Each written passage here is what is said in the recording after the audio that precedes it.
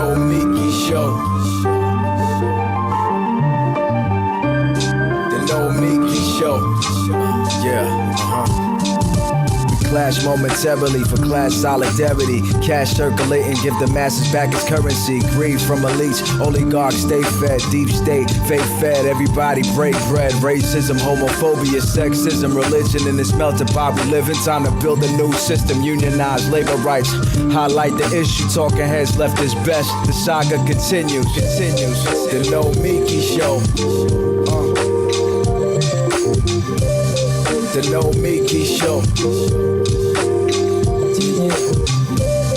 The No Mickey Show. The No Mickey Show.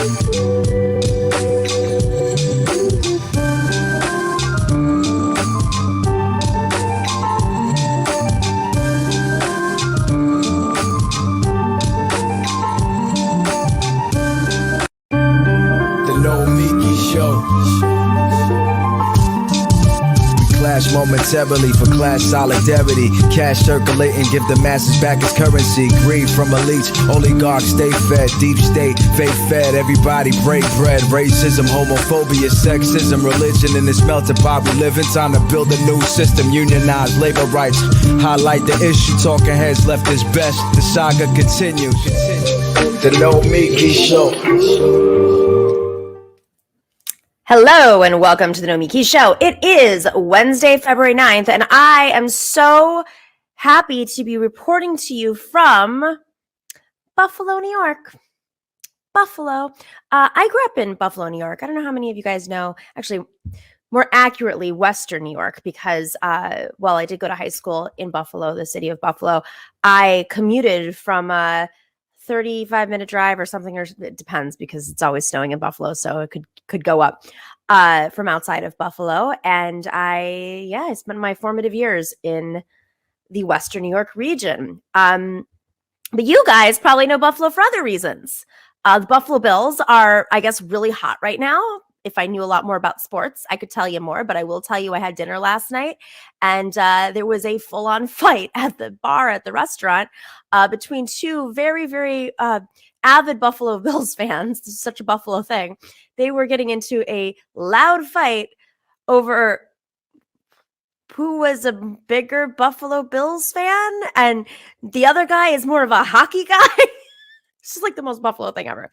So I had to share that with you. But you also probably know about Buffalo for the reasons of the organizing that's happening on the ground in Buffalo. And of course, India Walton's candidacy for mayor, where she won the primary like unexpectedly.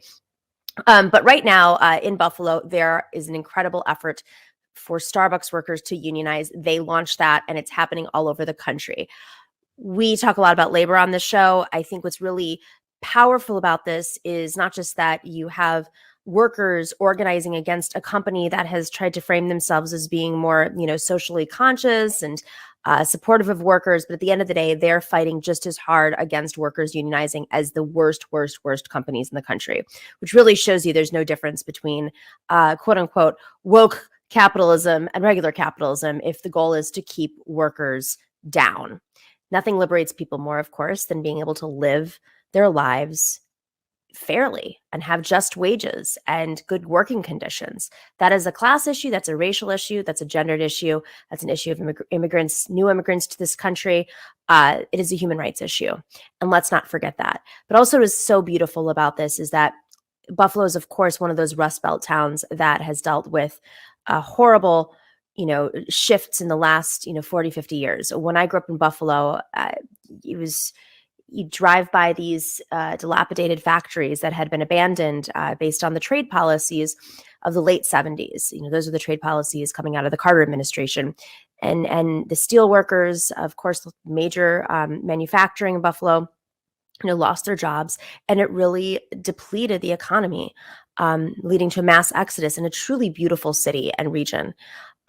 So to see workers organizing in a city that used to have such strong union organization and factory workers, and probably what people would think of as iconic labor force, but to see frontline workers, service workers, which really is the workforce today, seeing folks organize and try to create a union and take on one of the most powerful companies in the world. When it comes to, coffee brands, I don't think there is one that's larger than that, is really wonderful, and succeed at it. So just something that they started organizing probably less than 6 months ago has, Starbucks workers across the country now are organizing in their communities, whether it's Memphis or Boston or Rochester.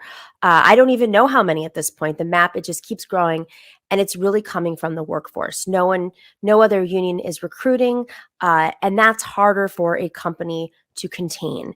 It's one thing if they're focusing on one city that's organizing. It's much, much harder when there are shops all over the country organizing for fair wages, better hours, better health care. This is how you do it. So kudos, shout out to all the workers in Buffalo who are and everywhere else that are organizing at Starbucks, and to the many other folks who are inspired by the Starbucks workers to do so in their communities, whether it's other coffee shops, as we've learned in Pittsburgh that's happening, or just other companies that you work for. This is how you do it. This is how we revive the labor movement, even without strong unions as to what they were before, even without the PRO Act, even without the legal, in a lot of cases, the legal ability to even strike. This is how we do it. So coming to you live from Buffalo on this lovely, snowy, overcast February day. This is the best time to come to Buffalo. Oh my goodness. As a kid, this was the month where you go, is it over yet? Is winter over yet? So what did I do? I decided to fly up to Buffalo for a couple of days and meet with these Starbucks workers. So thanks for joining us today. We have an extraordinary show. It is Solidarity Wednesday. You know what that means. Benjamin Dixon, host of the Benjamin Dixon Show, is going to be joining us a little bit later. But first off, we are going to be talking about, this is such a fascinating topic to me. So, there is a report out right now about vulture investors. What are vulture investors? What is happening right now with vulture investors? How does that impact your community? But we're specifically going to talk about New York in particular and maybe touch on Puerto Rico because it's happening there too. We are going to talk with Jesus Gonzalez, Rob Solano, and Alice Nascimento about their efforts to take on these bad guys and how it affects your community, whether it's housing or otherwise, just the cost of living in a community, talking about the weaponization of New York law by these vulture investors. And then later on at the end of the show, you may remember we had him on last year. He warned us. He warned us that the far right was trying to break apart parts of the left. We had conversations about how Steve Bannon was working and organizing across the world to co-opt the populist movements and even pull from left populist movements and use propaganda on social media to do so. Well, guess what? Reid Ross, who was right, is going to be on to tell us about what we've learned in the last year and where we might be going. He studies far-right extremism. He has been working on this issue for many years. He saw it happening much earlier than we probably are seeing now. And he is the author of Against the Fascist Creep. It is an intellectual history of the transnational far right. We will be talking to him in the second hour. I'll be right back after this quick little break. We're going to have a great conversation about vulture capitalists and investors. What are they going to do to you in your neighborhood?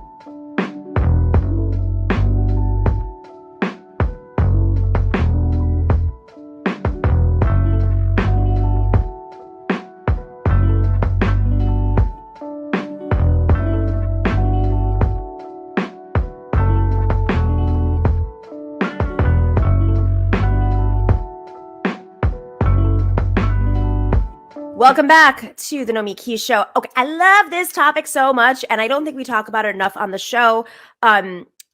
Maybe because I'm doing a documentary that touches on this a lot, but this is so fascinating because you guys have heard of disaster capitalism. I think we all understand what gentrification is, but I think there's like another level post-COVID with so many folks who've been fleeing, their cities because it's too expensive to live, and they're working from home and there's no need to commute. To many other effects of disaster capitalism and just an economy. So we're going to talk about how specifically vulture investors and capitalists are really weaponizing New York law to make more money, whether it's in New York or other parts of the world. Welcome to the show. This is going to be a fun one because we have three guests: Jesus Gonzalez, Rob Solano, and Alice Nascimento. I love this. Okay, so many friendly faces here, familiar faces. So guys, I'm going to try to do this because it's always hard to do with this many people on screen. So feel free to chime in let's just do this like a conversation if that works, and we can go around the table and we'll start with each one of you, and you can kind of talk a little bit about your work, and then I'll ask a question. Feel free to chime in. It's okay. That work? Great. All right. Yeah. So let's start with Jesus. You're the Director of Strategic Initiatives for the Center for Popular Democracy. And Jesus, let's just start off with like, okay, what are you doing, and what is a vulture capitalism? What is the New York law that plays, makes this worse for folks? Yeah, I can dive in a bit. Like first, my family's from Puerto Rico on the west side. I'm born and raised in Brooklyn. I'm from the Center for Popular Democracy, which is a network of organizations across the country, 33 states, in Puerto Rico and in Washington, D.C. And so Alisi and others, our New York affiliates, including New York Communities for Change, Churches United for Fair Housing, Make the Road New York, Vocal New York, have had corporate accountability campaigns in the past. And this is just like kind of a evolution of that. Like our families, after Hurricane Maria, have been forced to move. Puerto Rico's facing a crippling debt crisis. And we're just like, okay, what could we do from here? In solidarity. And so obviously there's like federal oversight on Puerto Rico's debt crisis as is. But in our findings, like as we're like kind of investigating ways, Alisi has been kind of leading the legislative angles, right? Discovered that I hate to use the word discovered, we found out that New York state legislatures actually have reached beyond their borders because most of these debt contracts are negotiated on Wall Street. They're negotiated in Manhattan, and so which means that they have to follow New York state law, and the lack of any oversight or structure has made it kind of a wild west for sovereign debt contracts in New York, which most of them are in Latin America, in the west side of the world, and then there's another half of sovereign debt contracts that are governed by English law, and so we're working with folks in the UK to think about replicating our legislative measures here. But I kind of just want to. I'm more of an ad-lib singer on the show, so I rather like let the singers actually do the singing, and I won't fake like I'm singing, and so I just want to kind of jump in sometimes. Sounds great. I love it. Well, let's go to Alisi, because you that was a great setup. Alisi Nascimento, if I hope I'm pronouncing your name right, is at New York Communities for Change and a policy expert working on the legislative aspects. So, whoa, like this is like mind blowing. Puerto Rico has this debt. Maybe we should start off with that. Like, what's going on with the debt, and like, why is this a crisis? Who are they paying? How does New York connect with the debt? First, thanks for having us. It's very exciting for us to be here to talk about this. First, if you don't mind, I want to talk a little bit about how Jesus alluded to it, how we kind of came to this, right? Because at least as NYCC, and I think Rob with Churches United for Fair Housing as well, a number of our members are from the Puerto Rican diaspora, and I believe New York has the largest percentage of Puerto Ricans outside of Puerto Rico. And so we normally, like, this is such a global issue, right? I mean, we're talking about sovereign debt here, and a number of experts that we've spoken with about this issue, they're like, wait a second, how is, like folks that are working usually on the state level and community-based organizations getting involved with this issue? And it's because so many immigrants from our communities are directly impacted by this. And like Jesus said, many of them have fled the island due to a lack of opportunity and due to complete economic devastation. And so NYCC, a number of our members kind of urged us to get involved and wanted to get involved in this since the debt crisis kind of imploded, right? Which is about, I think about 5 years ago. So that's kind of the lens that we come into it, really, from directly impacted folks. And what's happening? It's a very, very loaded question. What's happening?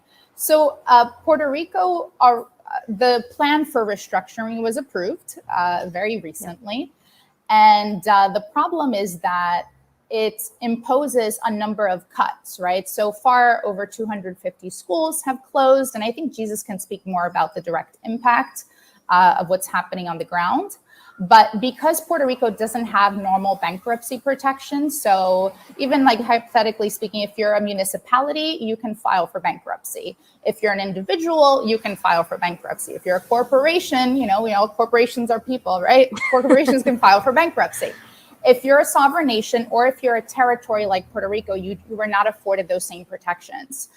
So when Puerto Rico declared that it would default on its debt and it was unable to pay its creditors, then Congress passed what's called Promesa, and which was a type of debt restructuring mechanism, but one that imposed a control board that's incredibly undemocratic, that's not made up of any Puerto Ricans, and they are responsible for all financial decisions that have to do with the island, including negotiating with creditors. So you can imagine that folks who have no ties to the island are much less concerned about kind of the general well-being of the population. So what's been prioritized is the payment of debt to creditors at the expense of the needs of regular people. So, and that's why so many folks have fled, and then that's why NYCC kind of became involved in this fight. And Jesus and Rob, if you want to contextualize what's happening on the ground. Really quick, like, because our family is directly impacted, we also found, like, Puerto Rico is like one case study because there's 1 million Puerto Ricans in New York. Right. Constituency matters for the New York State legislature, but there's like millions of other immigrants in New York State, kind of identical play by the vultures happening in, like, one of the fastest growing populations of immigrants in New York right now are Ecuadorians. They have a growing debt crisis. Same thing happened in Colombia last year, uprisings because of austerity measures like school closures to pay back the vulture funds, who use the same practices in Puerto Rico. Same thing happened in Detroit. I was just going to say Detroit, yeah. And, and also the same players. And so before, like, when you're just like, who's, like, how much debt, let's audit, does that actually, these are the same players. It's not the majority of hedge funds. Most hedge funds want to get paid back money. And is also, is not the majority of, like, creditors. It's a small group that benefits off of no deals, like increased interest, beach grabs, hospital grabs, land grabs, so that's how it's kind of played out. So I'll just back up and pass it over to Rob and others. Yeah, Rob. So you're the executive director and co-founder of Churches United for Fair Housing, Rob Solano. I love that there's this fair housing angle because I don't know if you guys know, I'm doing a documentary on the island it's about disaster capitalism post Maria. And I mean, every single time I go down, every, couple of months when I go down for an extensive period of time, it is jarring. I'll tour around the island. I was in Rincon, last time, like a few weeks ago, and the development, the fast shift in development and how fast it's happening is jaw-dropping. Like it's really concerning. So I'm glad that you're representing the housing situation, because this is this fiscal control board with that responds to hedge funds basically and vulture capitalists. This is happening in juxtaposition as people are fleeing the island and people are buying property or developing.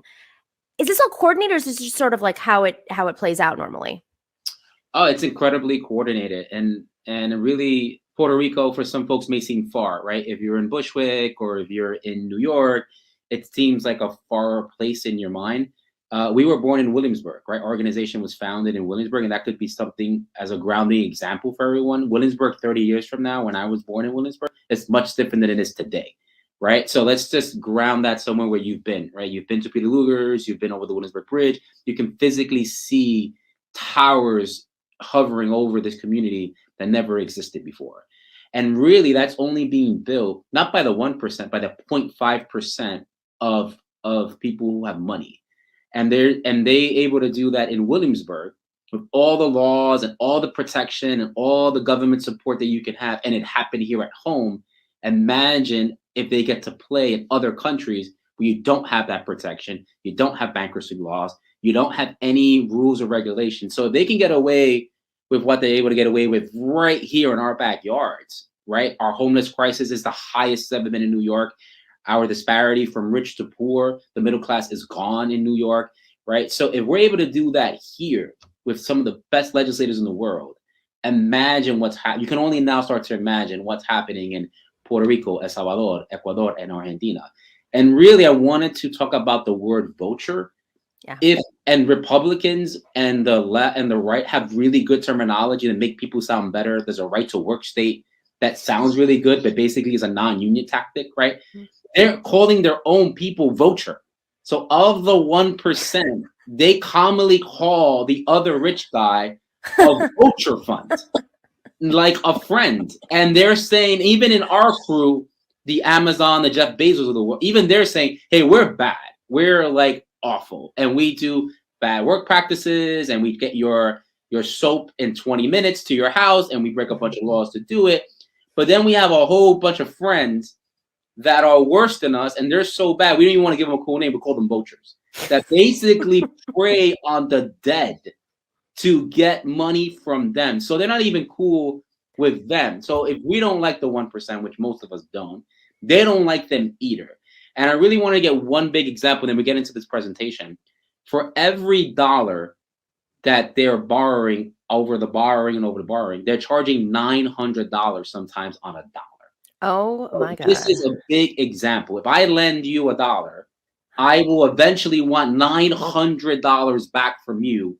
You couldn't even give me the dollar back. And now I want the $900 back. And I paid a penny to get the dollar. So the incredibleness of this escapes it. This is usually like a banking thing. These are usually like Harvard and Yale grads that get on the call and do this. What we're trying to do in New York is organizers from faith-based communities, from organizing communities like NYCC and CUF, are stepping up to this conversation to say, you're no longer going to hide behind professors, fancy spreadsheets. At least you could speak for 7 hours and show you a 100-page report that I can summarize in a sentence, right? Vultures are picking on the dead and killing them off, right? And there's 900 pages to explain that and get to the point, which we're going to get to a couple of pages, which I think Alicia should talk about. But really, for your listeners today, this is happening in Puerto Rico. This is happening in countries that our families, our grandmothers, our aunts, our matriarchs of our family who protect us and love us came to New York for a reason. Mm-hmm. And right next to them are New Yorkers that are preying on their countries. And we have an excellent opportunity because no one's going to recreate Wall Street anywhere else in the world, right? This phrase that Wall Street will all of a sudden become in the Poconos is not going to happen, right? Wall Street is Wall Street and will always be Wall Street. We can govern that community right here in New York that handles 95% of the vulture debt. So we have an incredible opportunity to touch a law that hasn't been touched in over 100 years, to really do something generational. And I'm going to make Elise sound as really smart. She's going to go through over the PowerPoint. But I really wanted to, as we're going through this, they're called vultures for a reason, and they welcome that terminology, right? Like, yeah, we're vultures. This is what we do. So I'll toss it back over to the main singer today. To go really quick to ad-lib we'll go to Elise. Rob is actually right. These are not like investors. These are like Harvard grad litigators that their main mission is to litigate for money. Yes. They're not trying to invest to make their main mission is vulture funds are kind of just their play is to litigate for interest and money and land grabs, and they're not like categorized as investors. And so I'll pass it back over to Elise. Yeah.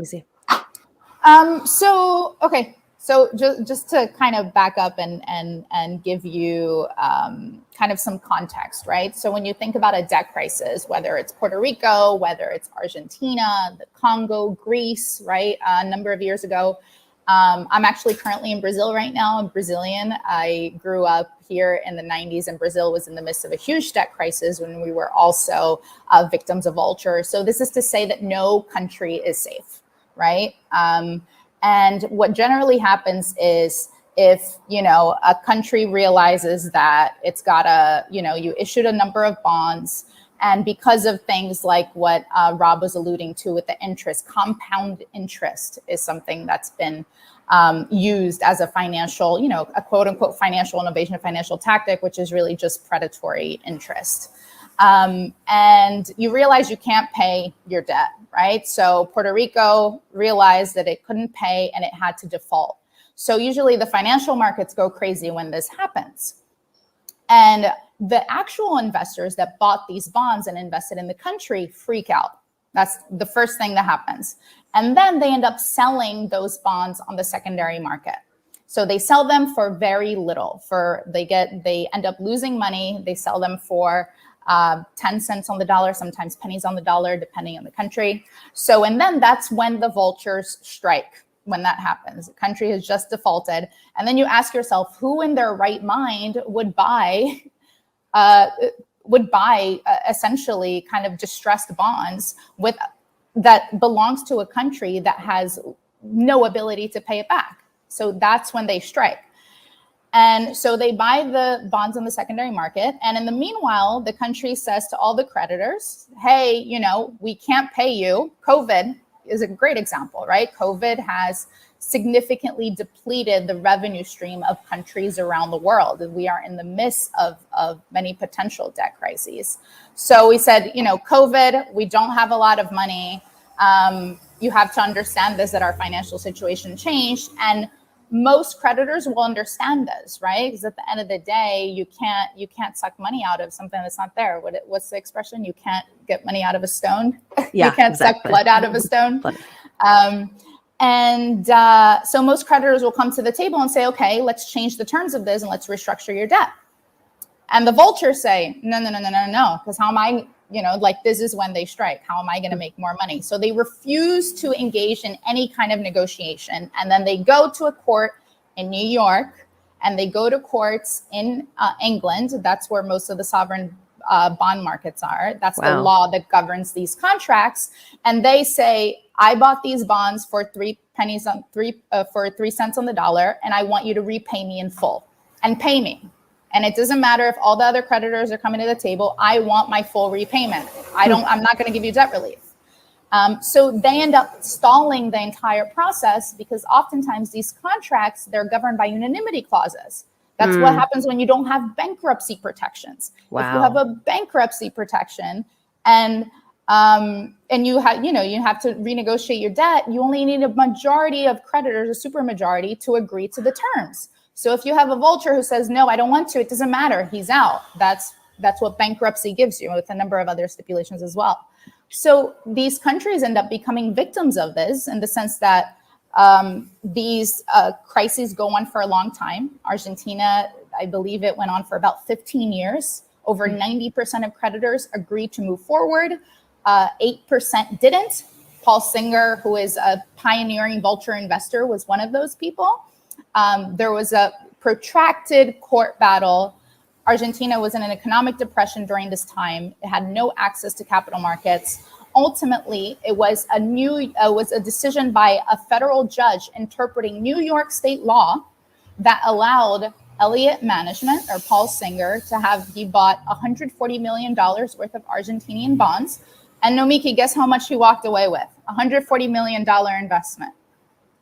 I don't even know. I don't even... 2.3 billion. Oh my God. 2.3 billion. And it was a New York state judge interpreting New York law because there is no law that governs these kinds of transactions.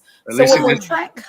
Go ahead. Perfect segue, because you mentioned one of the players and the game to pivot to Champity. I just wanted to quickly say, New York State, usually New York, as we're speaking to New York State legislators, they're like, this is international. How does this impact us?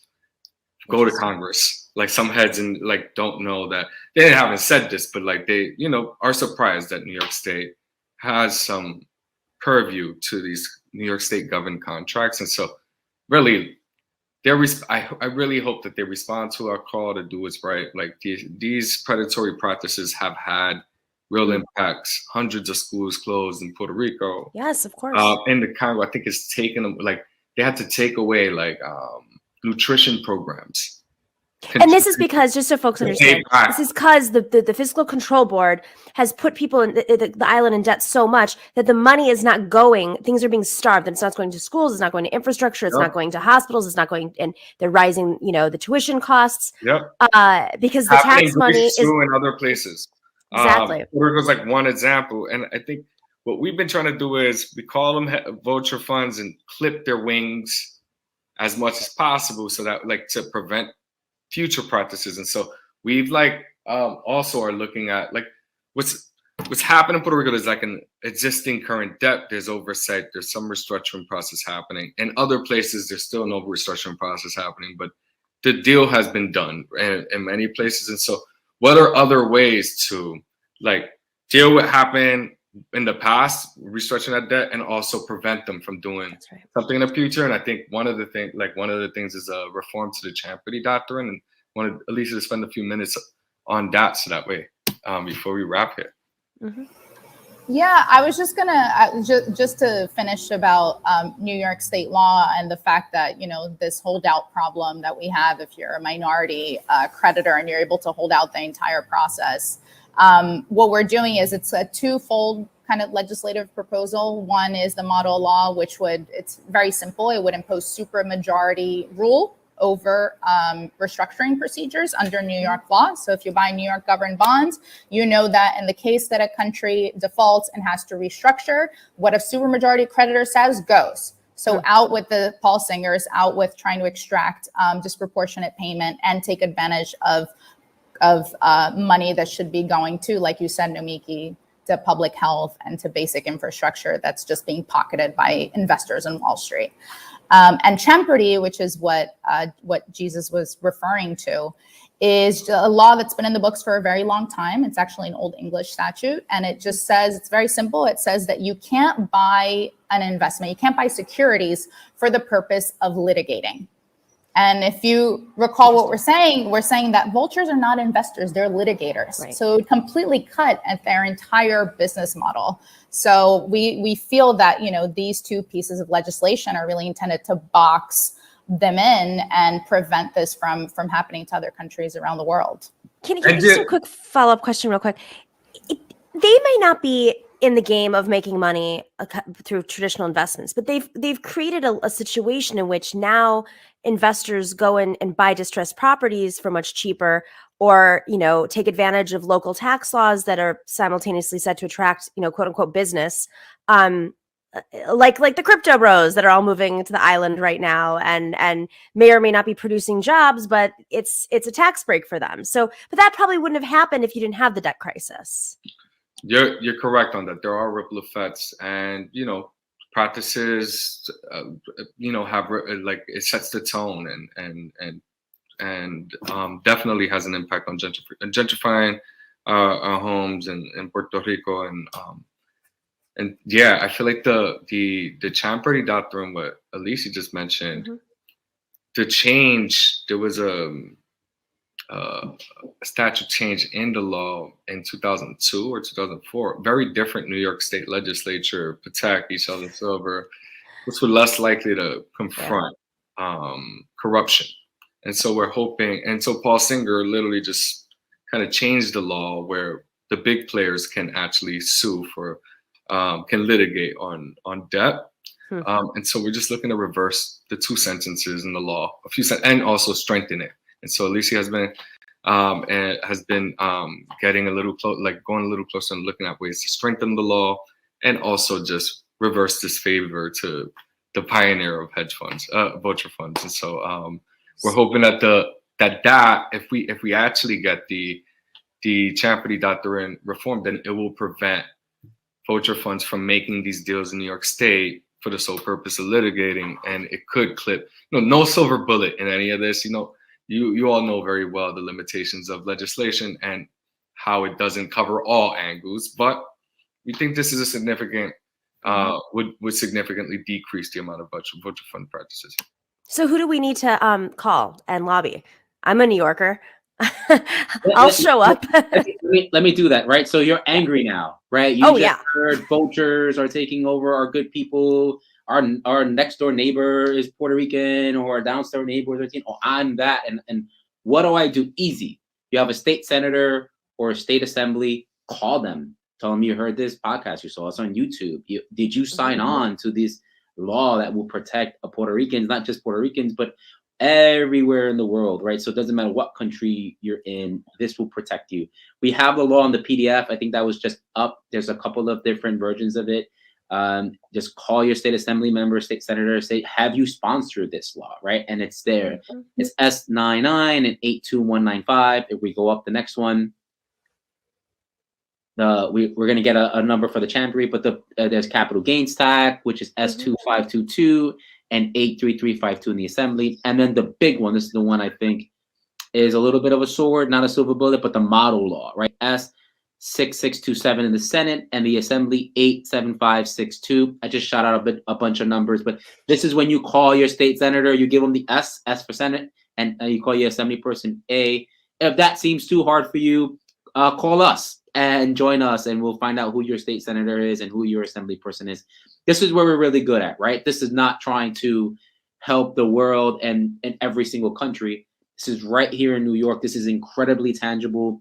This is a law that should pass, right? If we're representing 99% of the people, right? That's a lot of state and elected officials that can support this law. It will make a significant difference throughout the world on how vulture funds behave in those countries, and can happen as soon as the budget is passed in March 30th, April 1st. So literally a couple of months, we can change this historical global law and put it in effect pretty quickly. And folks, the New York State Senate in particular, there's been a sea change there. So there's opportunity in ways that there wasn't before. Senator Janaris, are you listening to me? Assemblymember Zoran Mondavi, are you listening to me? I think they'll be fine. But I'm going to call their offices personally. I'm going to show up at their office. I just emailed their office and we're waiting for a meeting. So if you could do it, that would be great. Okay. I will show up outside. Happy to do so. This was super fascinating. I know it was a lot of information, so thanks for being able to do it so quickly with a little roundtable. But any final thoughts before we run out? There's a website. Jesus, what's the website? So people we'll put it up there too. We'll put it up. But we have a website. We'll put it up for you all. But one last thing I do want to say is this is incredibly tangible. It's a lot to kind of process, but you can just simply call your state and elected official, and it will make a big difference. We're trying to create momentum. We're calling 20 elected officials a week. So if you could be part of that call and just call for us, will be incredibly helpful and will help the lives of millions to millions of people throughout the world. Awesome. I love it. Thank you guys so much. This was a fascinating conversation. Elise, Jesus, and Rob, thank you very much. We'll have all your information up on screen and all the different places that we post our show. So go check it out and make some calls. And like you said, it can happen anywhere, really. I mean, I'm Greek. When I went to Puerto Rico, I was like, oh my God, this is exactly what's happening where my family is in Greece right now. Can't afford to survive. So it does. It's very smart that you did this. Thank you very much, guys. Bye. Thank you.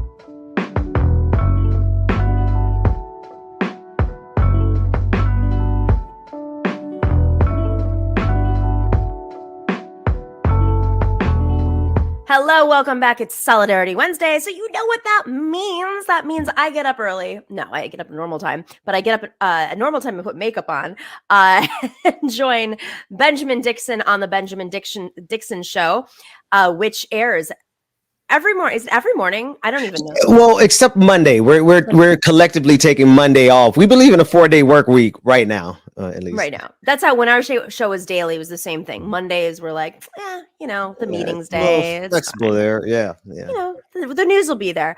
And of course, you join us on our show every Wednesday to talk about, issues related to the movement, how to stay unified, how not to fall for traps that pit us against each other, what the right playbook is. And this thing has been in the news this week, and it's really catching attention internationally. in Canada, you may have heard that there are truckers who have been, I should say it's a minority. We had David Dole on, who's from Canada, who told us it's not really a reflection of the entire trucking world workforce, but there's a minority of truckers who've mobilized to the Capitol to protest essentially, COVID restrictions, what everybody else on the planet has had to face. And it's gotten a little testy, so much so that government has cracked down on them, probably in a way that I don't even know if we would do it in our country.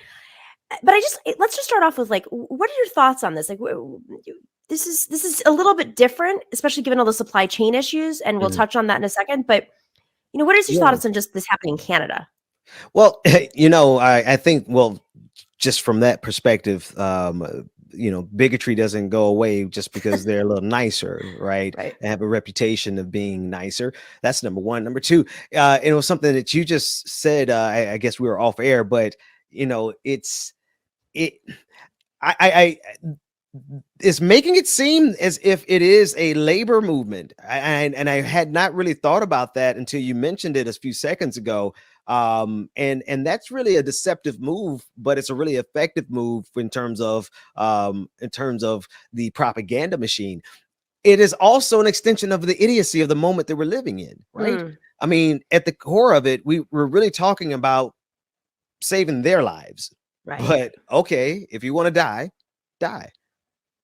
I mean, it's interesting because I look at Canada, I think, why Canada? Why didn't this happen here?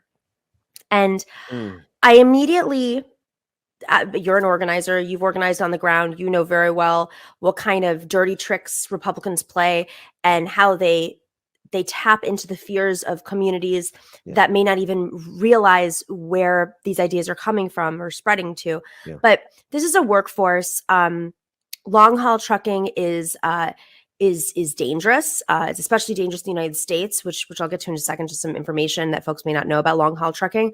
It's lonely, it's isolating, and simultaneously, you're on the open roads. But in Canada, there is obviously more of a left kind of, it doesn't mean that libertarianism doesn't exist and they don't fall for the same right-wing messaging. But I do find it very interesting that it didn't come from our right wing in the US, which is full of, organizing in this aspect. So I'm wondering if there's something geopolitical here, and if this is sort of like a strategy by the right to co-opt what seems to be a labor movement and channel energy not into, hey, we want better wages, we want fewer hours, we want more safety precautions or whatever, and really making it about, like, we don't want to wear masks, right? Go storm our government, channeling that.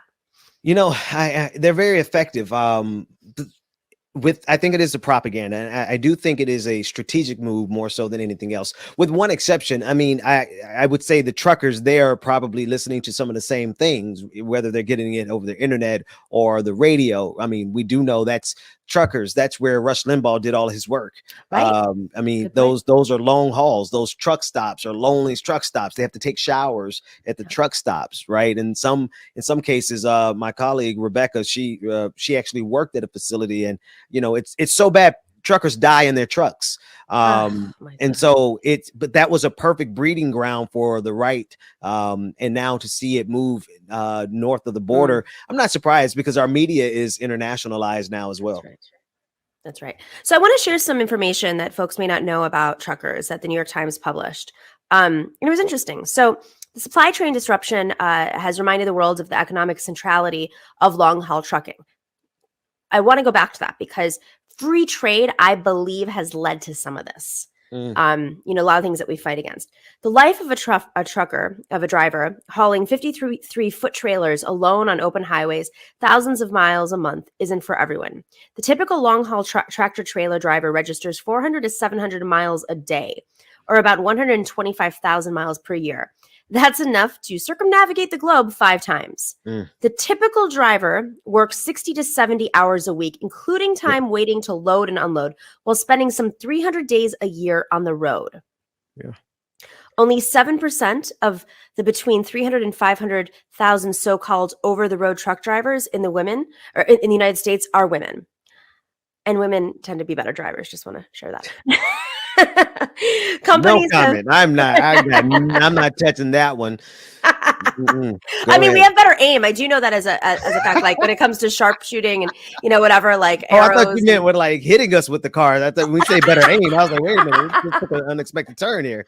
With all weapons. Companies have sought to recruit more women whose numbers have increased in local driving jobs, but efforts to expand their ranks in long haul driving have confronted persistent sexism and sexual harassment. Also, let's be clear, like we know that women, tend to take on more of whether they want to or not, more of the family caregiving roles. And so it's not easy to just like abandon your family. Yeah. The median annual pay for tractor trailer drivers who are paid by the mile was $47,000 as of May 2020. Since then, firms have raised pay while dispensing bonuses up to $10,000 for a new hire. And trucks haul more than $10 trillion of American goods per year, or more than 70% of all of the products shipped in the United States. So there's lots of issues here, right? You have a workforce that's, I'm sorry, a median of $47,000 a year for this type of work. Yeah. Is it protected? They're long hours. It's supposed to be highly regulated. It's really tough work, and you're not around your family, and you're on the road all the time, and 50 days off a year. It's tough, but it's also the demands of it, especially with COVID, right? And how everyone was going on Amazon. A lot of the demands are because of our consumer economy that has been spread by globalism. Essentially, I don't want to use globalism because that's the word key word. That's a key word for the right. But yeah, no, I'm with you though. I'm with you. Go ahead. No, I'm just curious how much of that, trillions of dollars is junk. Consumerism oftentimes does come down to junk that we end up throwing away. I'm sure there's all kind of life-saving things that truckers are, and this is not to shine any negative light on the truckers, right? No. Because honestly, I do feel like they are taken advantage of. They are exploited. They are, this is where what you said resonated with me the most, Nomiki. They are spending this as if it is some type of solidarity amongst truckers, but the people they're spending it on behalf of, they're the people who are exploiting the truckers, right? And so you now have the truckers in solidarity with the very people who are exploiting them. And that's the Republican strategy always.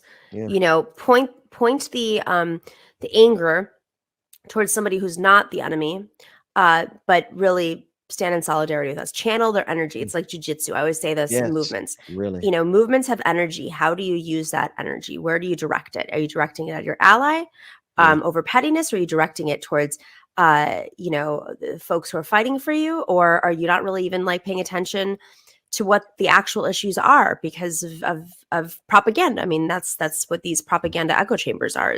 They're basically blocking out alternative information. I find this like a really interesting phenomenon, and the international component is odd to me also. Just given that Canada is supposedly our ally. All right, so I do want to pivot to this other point here. Nancy Pelosi has been under criticism for a long time because shocker, Congress is also pretty freaking wealthy. And I always find it fascinating when you find out there are these public servants who go to Congress and then somehow get richer on their salaries. How does that happen? Did you say public servants? Yeah. But some of this is there is a, they invest in stocks, and this is very complicated, obviously, because some people sit on the Financial Services Committee or the banking committees, and they might be privy to information, and they might share with their loved ones, and they make money. And there have been lawmakers on both sides who've gotten in trouble for this. Well, Nancy Pelosi, there's been a lot of criticism internally, even from her colleagues who probably want to replace her. Let's be clear, are you looking for an angle? And she admits that she would accept stock ban for lawmakers and judges, which is an interesting aspect. What do you think this will do? If they write it properly, it could keep them from profiting off of their inside knowledge. I mean, think about the allegations of the different Congress people who traded just in time for the pandemic because they had prior knowledge, right? And then a lot of times we see that they always find a way to skirt just enough along the lines of the law to not be held accountable. If they're serious about it, then they need to write a law that has some teeth with actual accountability, or else they'll circumvent this one too. David brings up this point, and this is very smart, that they've been looking for spouse exceptions. So you said this law has to have enough teeth. There it is. I mean, she's notably married to somebody who does investment work and makes a lot of money. It's kind of like shocking that this is even allowed ethically. I mean, to the average person, this is like really shocking. But judges, I mean, judges too, like what? You would think this is common sense. And shout out to John Ossoff from Georgia, who really kind of took the lead on at least some components of this and just took it. He stood out and said that, no, this is something that should not happen. So I'm not always on their side, but whenever they do good, that was good on him. And I think that has some impact here. Why do you think he did that? Is there any sort of... Because like you said, I think it's just pretty straightforward. The most inside information you're going to get outside of a corporation is going to be the insight committee, right? Just all the different committees that so much information is passing through. It is just common sense to anyone. So I don't know if he had an ulterior motive, but I'm with you. I think it's just common sense. Well, and this reflects in policy too. So if you're literally invested in the stocks of a company, which is essentially you're part owner, like as a publicly traded company, are you going to pass laws that minimize profits in some way? That's right. Back unions that minimize profits. Yeah. I mean, talk about racketeering at the end of the day. I mean, the information that flows through and the coordinated, like if there was real accountability, this would never have happened in the first place. 100%. And the fact that judges, I mean, David also brought up Stephen Donziger's case. I mean, this is Stephen Donziger, of course, the lawyer, the environmental lawyer who represented indigenous people in a case against Chevron, an oil spill.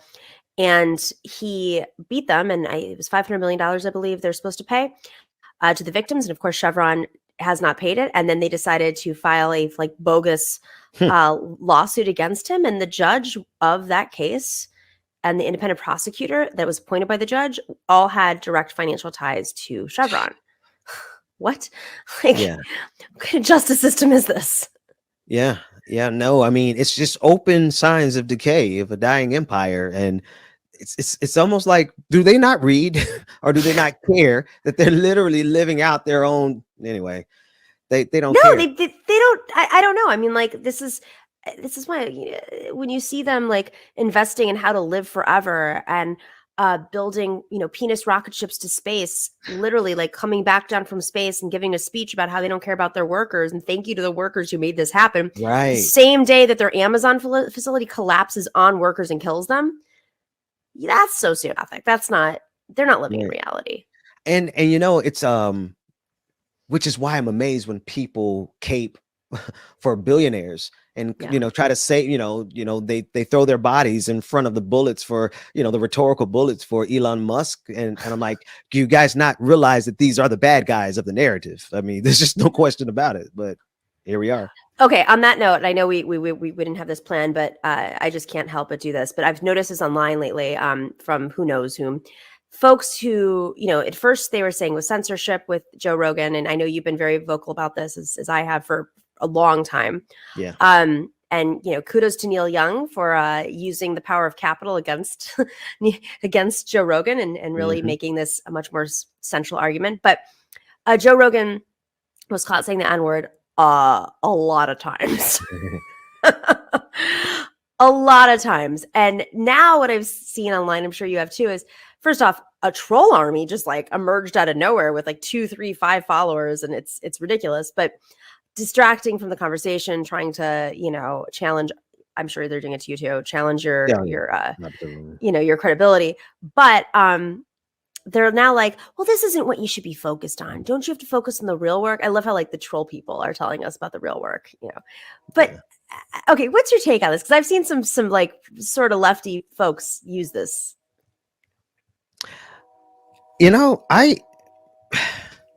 It's pretty straightforward, guys. If we're not willing to fight fascism with some bare knuckles, you're not up to this fight. Let's be real. Joe Rogan is the top of the funnel for fascism. The algorithm is going to start you there, but by the time you're done, you're going to be with the what's that guy, Nick Fuentes? They take you from Benjamin Dixon to Fox News. Where do you think they're going to take you after you get done with it? And that's just the algorithm. I'm just talking about the real fight from the left. If we're talking lefty politics, and you're standing up for this guy who is spread, but then we have to remember there's a lot of leftists who are tied into the same misinformation that so-called leftists who are tied into the same misinformation around COVID-19. So of course therein lies their solidarity. Yep. So and look at look at this guy's, apology. It's like, but I look at it, you said the top of the funnel. That's so profound because he's just like a regular everyday guy, like a little comedian. And he had Bernie Sanders on. Like, what do you mean he's not a leftist? It's like, people aren't that dumb. People aren't buying these arguments. Like they make it sound like there's all these different arguments because they have some folks who echo them and who knows what their agendas are. But come on, man. Yeah, no, and so that's the other half of it, right? This is actually, to me, very much a labor issue, right? Because if you're taking all the profits of the labor, this is an opportunity for the creators of the content to actually bear some fruits of their labor, and it's being redistributed to Joe Rogan. There you go. Come on, leftists, what the hell, man? There you go. That's brilliant. That's exactly it. This guy, okay, if you're not upset about what he's saying, if you're not upset about his vaccine denial or him putting Alex Jones on, you know what you should just be upset about? He got $100 million. And how much have you made lately? How much of your money is going to actual artists? That's right. There you go. All right, Ben, I know you got to check on your kids. We might see you in a little bit later, but I'm hoping so. Let me make sure they haven't destroyed anything. I'll be right back. All right. We will be right back with Alexander Reid Ross. We're going to talk about the right and like how he predicted this all and what's happening and, what their game plan is. And are we there yet? We'll be right back after this quick break.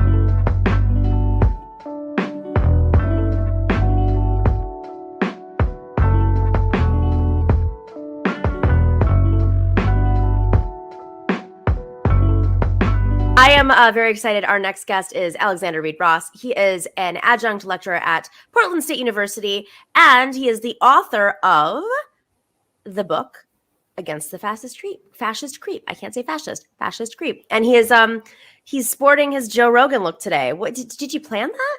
I just wanted to apologize for the bad thing that I'll never repeat again.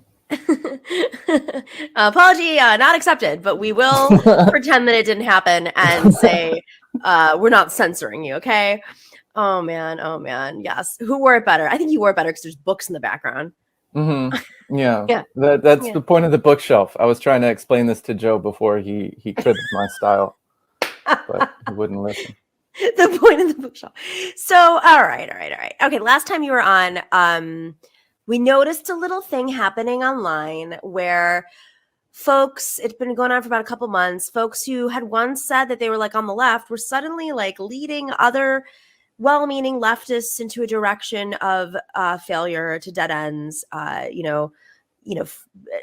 attacking leftist leaders for not being leftist enough in Congress. I'm not even going to say the term that they were using, but then it kind of failed, and then it turned into another thing, and then another thing, and but the first hints of this were not with the force the you know what in Congress movement. They started much earlier, and I was very grateful to discover your work, and you broke it down for me. And it was like, I can't unlearn this. Now I see everything through the lens of the grand scheme of the great Steve Bannon and his best friends. So tell us, how does this whole ecosystem work? Just like that. Well, like the thing is that Bannon was really the guy who was kind of cultivating the alt-right into the mainstream Republican Party using the Breitbart Forum. And this was really a turning point for the Republicans, which ushered in the kind of paleo-conservative Pat Buchanan populist wing, the so-called like pitchfork wing of the Republican Party, and ushered out the more kind of neoliberal trend that we'd seen in the Republican Party since really Reagan. And with Bannon really comes all this populism, right? So he'll appropriate all the economic criticisms that you'll see on the left of, inflation, real wages, the plight of the middle class, or the plight of the working class, he'll say, and then he'll direct it towards a nationalist policy in terms of economics and politics, international relations, foreign policy, and so forth. So that's kind of how his game works, and it does kind of draw from a long line of radical right politics that tends to dip into the fascist movement in order to provide cannon fodder for the sorts of private interests that he represents. So there's this article that came out in the New York Times yesterday, and I sent it to everybody I knew, and I feel like it didn't get enough attention from anybody. And it was this piece that, and sometimes this happens in the New York Times, like where something really big comes out and no one really notices it. And then like 2 years later, some documentarian references it. It was an inspiration behind a documentary, but it took that long for it to turn into something. Erik Prince, who is like literally Dr. Evil. I mean, he is... I don't know what what he drank as a child, because obviously it was something that happened in the home, because his sister is Betsy DeVos, of course. But right. Erik Prince helped raise money for a conservative spy venture to essentially infiltrate different groups, including leftist groups, including even center left Democratic parties. There was a donor aspect of this. It's been reported on in the past, but I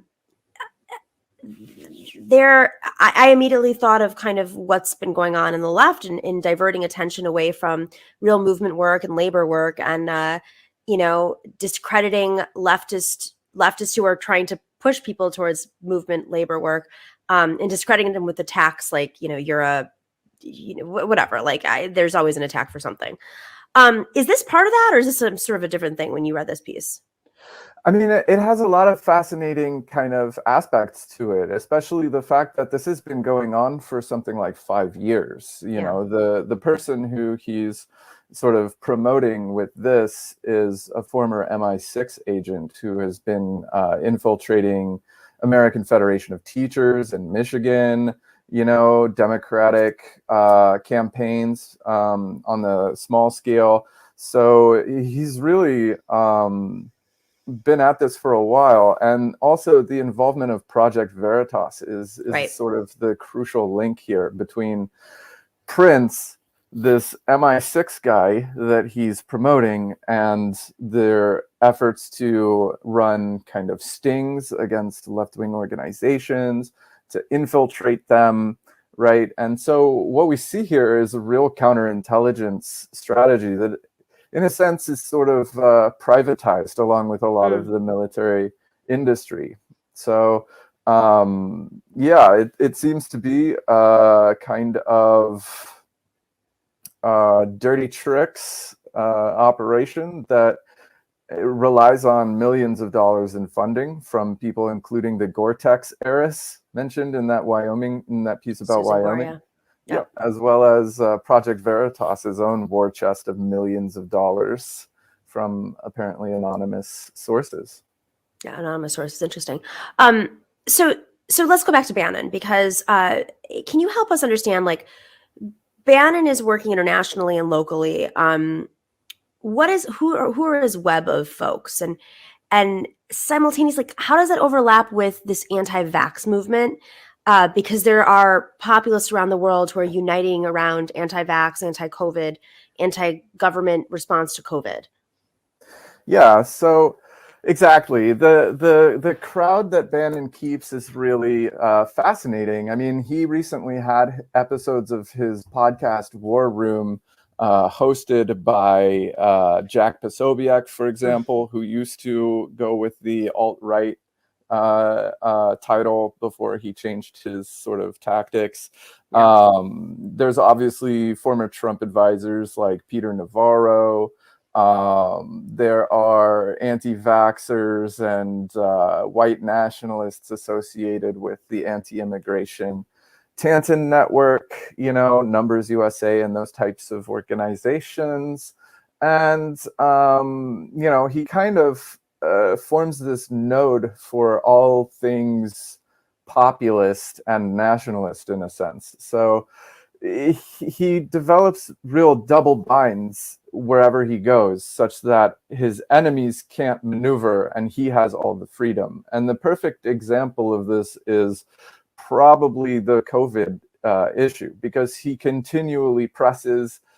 He says lying Democratic senators are lying about how the COVID pandemic is almost over. He's like, it's just begun. But then again, he's also fighting vaccines and he's fighting mask mandates. He's supporting the trucker convoy. Yeah, because he wants to really, he hates the Chinese Communist Party. And he wants to blame the Chinese Communist Party for the COVID pandemic. Right, because he has a particularly kind of a racist way of doing this, and he wants to stress the dangers of the pandemic while at the same time accusing the Democrats of ushering in a military dictatorship. And I think you find this a lot with these kinds of figures on the far right, and that's why it's so wild that he is such a public figure, is that they live in these fantasies of their own, creation where they're the protagonists fighting against the world. And so for Steve Bannon, he very much is this underground revolutionary figure who's fighting off a Democratic Party military dictatorship system and attempting to liberate the working class. I don't think that he's necessarily false in his belief in that situation. But he is clearly a delusional man. So he has done work in Europe. He had that monastery where he was trying to recruit, or I guess he did, to sway the EU elections. He was part of the Brexit, the campaign for Brexit with Nigel Farage. I can never say his name right. And then, and then of course. He just kept going, right? So the EU experiment wasn't successful, but it didn't mean that like the far right that wasn't planting the seeds for more far right leaders to grow in power. Previously, you told us about how he had links to somebody who's very close, or at least at one point was very close with Putin. I'm curious a little bit more about that, Dugan, and I'm also curious about how Putin's new pact with China intersects with Bannon, because Bannon being so anti-China, how does this play into his political strategy at all? It doesn't, but it does. I mean, he's a very opportunistic guy, so he's always trying to exploit, weaknesses in his enemy. That's the main point. The point for Bannon is attack. It's not have a, coherent position on anything. So with regards to China, I mean, Dugin teaches now, Alexander Dugin, an old traditionalist kind of Russian fascist guy. So he has, by this point, years of links with China. He taught at a Chinese university for a while. I think he still does. And he wants to see this Eurasian landmass from Dublin to Vladivostok kind of develop out of discrete ethno-states based on authoritarian patriarchal forms, whether they be kind of Iranian theocracy or whether they be a more kind of clearly ideologically pure fascist structure. But for Bannon, since he hates China so much, he wants, and his whole sort of foreign policy revolves around great power competitions in order to win Russia over to the side of the United States and combat Chinese influence internationally. He can simply say that the recent sort of formation of deeper security ties between Russia and China is all Biden's fault, and that basically Biden has weakened the United States economy to the point where Putin is now forced to want to kind of be friends with Xi Jinping because, you know, America is no longer an option. It's basically a dying country, right? So he thinks this is, for him, this is the nightmare situation, the worst thing that could possibly happen. And it's all the Democrats' fault. So if you got somebody like Trump back into power, you know, the United States would regain its swagger and would be able to win Russia back against Ukraine. Aha. Okay, so let's talk about Ukraine. Oh, sorry. I meant against that was a slip against China, but yeah, Ukraine is another issue as well. Yeah. So how does Ukraine overlap with this? I mean, in your other work, you've done a lot of work in terms of the environment, but this is clearly about oil, right?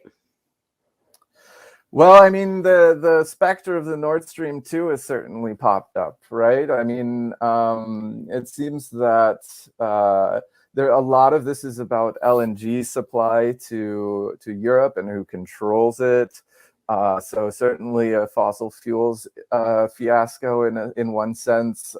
In another sense, there's a very real ideological effort on Putin's side to kind of flex the muscles of Great Russia or Greater Russia to the muscles of Great Russia or Greater Russia to unite what they call Russian speakers under a kind of sovereign blanket or sphere of influence, right? So he can tell his people that he's working to reclaim the glory of Greater Russia, and that actually wins him a lot of support away from, you know, locally. Away from a lot of the dissent over lockdowns that have been pretty harsh in Russia. In the West, I think, you know, Ukraine is significant for a number of reasons, obviously, with regards to political geography and the fact that the United States and NATO in general seek to prevent the expansion of the Russian hegemony on the level that, you know, it was during the Soviet Union. But you're right, a lot of the reason for that lies in economic production rather than an ideological sort of affinity with freedom and democracy. And of course, it's Putin's intent, as he said explicitly in multiple press conferences, even just yesterday, when he was there with Macron. His intent is to weaken and destabilize and maybe even break apart NATO, which of course is his who's holding him accountable. I mean, I understand that there's a lot of folks who rightfully so question NATO for a lot of mishandlings and I mean, yes, of course, like every institution basically out of the last century is broken and not perfect. Yeah. Anything that neoliberals have touched. But to say that it shouldn't exist is like saying the UN shouldn't exist. Like, it's a little bit of a, you know, it's a tough spot, right? Because the existing framework is in a deadlock and nobody knows an appropriate way out. They only know all of the problems as they currently exist. So, right. You know, it's one thing to contemplate innovative solutions and quite another to set them into place. And doing so during a period of diplomatic crisis, such That's as right. we're in, is perhaps reckless, to say the least. Yeah. Really interesting. Okay, so what's likely to happen? I mean, if you see the far right continuing to grow, and obviously we have elections coming up this year, is this spreading or is it being contained? Like, where are we in terms of this far right it's so hard to see with Ukraine right now, and to see really how powerful is this real? Is Putin really succeeding at his strategy, and working with the far right in the U.S. to do so? Is it actually succeeding or failing? I'm very confused at this point. Yeah, I mean, that really is the question. It's sort of anybody's game at this point. There are so many problems right now. The world is definitely in a crisis on this scale that I don't know if we've really experienced since the United States started the war in Iraq. There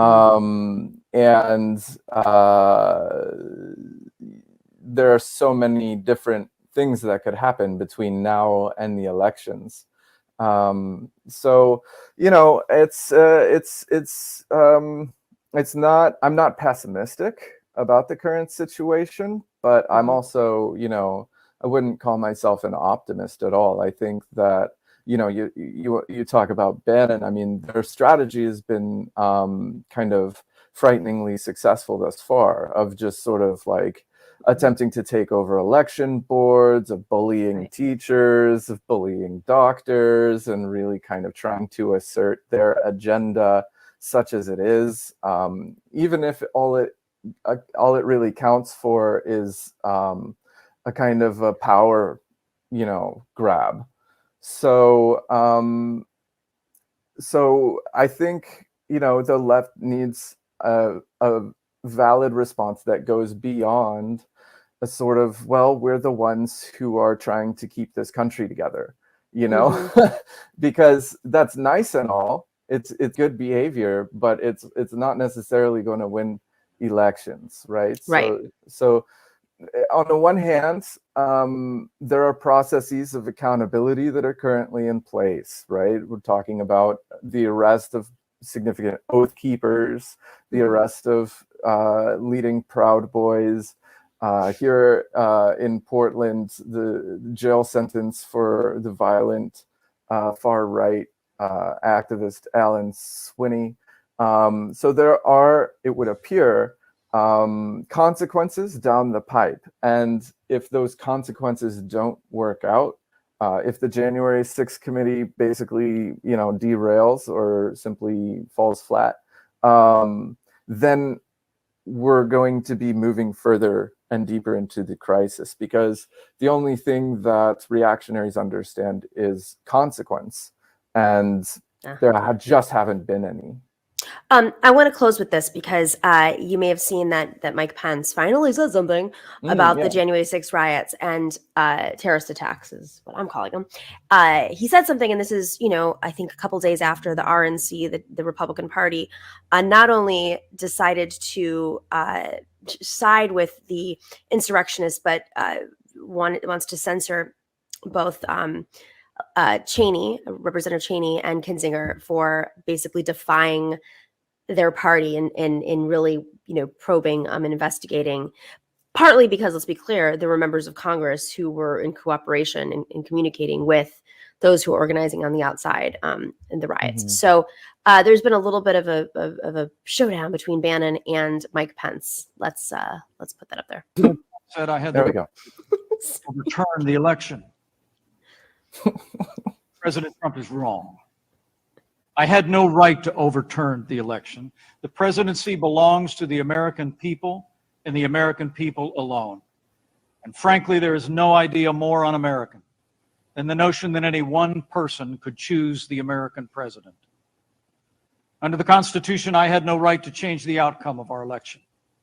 And Kamala Harris will have no right to overturn the election when we beat them in 2024. That's quite a pivot. Okay. And of course, Steve Bannon has a response. Pence, you're gonna carry this thing eventually to your grave, okay? Because it is a mark of shame, and you are a stone cold coward. A stone cold coward. Boris Epstein. We're going to start with numbers and analysis, and then this thing broke this afternoon. My head's blown up. So Boris, you got to help me out here, brother. I can't take Pence, and I can't take Pence and Mark Short and all these coke guys up there ratting out Trump up on Capitol Hill right now. What? I don't know. Okay, I don't even care about Boris. Like, forget about that. So I have a theory on this. Only if a couple things happen. I think the Republicans who have been trying to keep their party alive are probably thinking this is a little bit too far, and that this is the kind of situation where even if Joe Biden like doesn't do anything strategic on his campaign, which shocker he probably won't, and that the Senate Democrats and DCCC, you know, they're not going to run like the most strategic campaigns. It might be a wave because there are going to be so many normie Republicans, whatever those are, who are so disgusted by the fact that they're standing by the insurrectionists that it might turn in a different direction, which is why I just keep telling people, yo, just run at the local level. You know, if you're a union member, if you're a woman, like just run, because these are those kinds of years where a wave happens. Obviously, if you can run, if you're able to, I don't want to be, you know, I want people to understand that it takes a lot of sacrifice. But if you're thinking about it, if you have the ability to, like, they need opponents, and the Democratic Party is doing so little to recruit, like literally almost zero, that some school bill members that are insurrectionists might get in there because they don't have opposition. So if you just run, and if you can afford to do an ad showing the Republican Party, you know, backing the insurrectionists, it's going to backfire. That's my theory, because this is ridiculous. This is Pence, you know, trying to preserve maybe his political future, in my opinion. Yeah, I think you're right. I absolutely. I don't know what Pence's motivation is. Maybe he is trying to preserve his own political future in, you know, a field that he sees changing in your, you know, in the direction that you're talking about, right? So, you know, it could be a good sign in that sense. On the other hand, you know, he's speaking to the Federalist Society. He could just be, you know, vaunting himself and sort of patting himself on the back for his own decision, which, you know, fine. I mean, he was the one who put the nail in the coffin of Trump's plan, regardless of his efforts to bring in everybody from Homeland Security to the NSA to, you know, whoever. At the same time, you know, I see the far right getting together and trying to do a trucker caravan here in the United States. Mm-hmm. So Bannon's 100% behind this. Fox News is already starting to promote it. So, you know, it seems like that is likely planned for sometime in March. So that could have kind of a pretty big impact on people's perceptions of where the GOP stands. We'll see what the truckers get up to. Hopefully there's some leftist truckers out there who remind their colleagues that, you know what, the masks aren't the enemies. And by the way, they might not even, the pandemic that might not even be a thing anymore. Knock on wood, I shouldn't say that. But it's actually like your wages and your long hours. And so maybe think about unionizing instead. Yeah, hey, I don't know. We'll see. There's power in the union. There is. It's always our weapon, right? Fascinating conversation. You know, this isn't going away anytime soon, so I'd love to have you back on. Always good to speak to the expert on the far right and how they're organizing and strategizing and where they're going. Alexander Reid Ross, thank you for joining us. Thank you, Nomi Keith. Thank you very much. I appreciate it. All right, enjoy your Sharknado coffee. Yeah, cheers. All right, take care. And to everybody else, we have some shout outs to do before we wrap up today. We have some new patrons. Craig Z, thank you. Erik M, John A, and Carlos C. Love this energy. Thank you for joining us, patrons. And some super chats. Let me, if I can read this. Big Olameo. Thank you so much for your incredibly kind contribution.